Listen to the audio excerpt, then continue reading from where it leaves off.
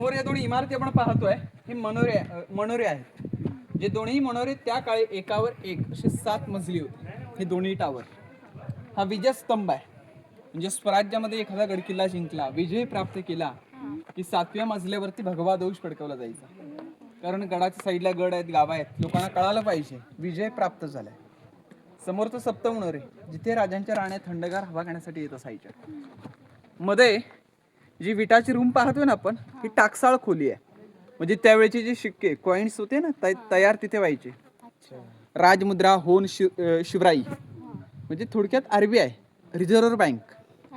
राजमुद्रा अष्टकोनी लोक कल्याणासाठी ज्यावरती लेख होता ना, प्रतिपचंद्र लेखे वर्ध विष्णू मंदिता शहा शुनो शिवशहा मुद्रा भद्राय राजते.